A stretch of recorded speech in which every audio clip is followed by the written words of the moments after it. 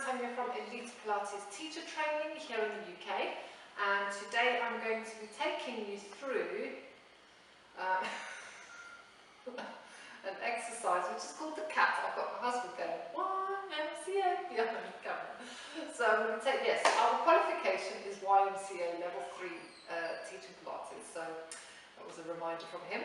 So onto the cat. So the cat is a really great lower back mobility exercise and also a little bit of core work. I kind of like to use it as a cool up or a cool down. So we're going to start on our knees. You want to make sure your knees are under your hip joints and then your wrists and elbows are under your shoulders. Now if you've got clients that have got arthritis in their wrists or any wrist problems, they might find that too challenging on the wrists. They can either have the hands a little bit more forward, they can come up onto the knuckles, or they can even have the hands out to the side there. That releases, takes a bit of strain off of the wrist. So any one of those variations. Or if push comes to shove and they're really bad on their wrist, like sometimes with people with carpal tunnel, you can still do this on the elbows. Okay? So lots of variations for you. So wrists and elbows under the shoulders. First of all, we're going to focus on lengthening the spine. Often when you get people in all fours, they tend to sink into the lower back. So you want to make sure that the belly button is pulled in and that's nice and flat and long. The other thing you want to check is neck alignment. So people might hang their heads, and what that does is it pulls your whole rib cage down so that the shoulder blades wing. So we want to try and avoid any winging in the shoulder blades.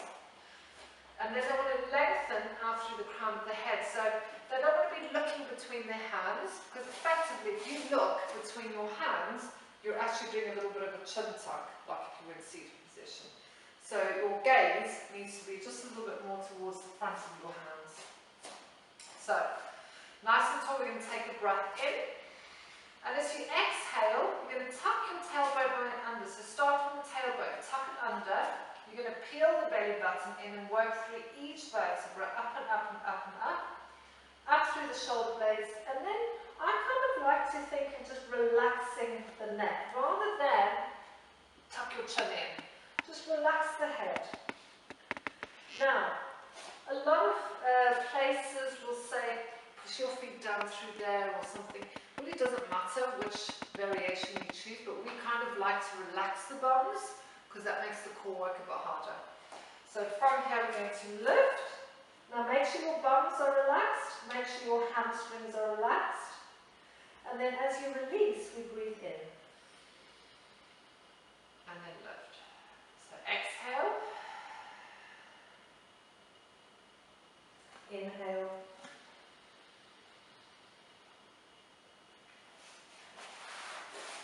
I mentioned breathing, but it's not that important. You can hold it for a couple of breaths when you're in that position, just to expand the ribcage, you get a better stretch into the back.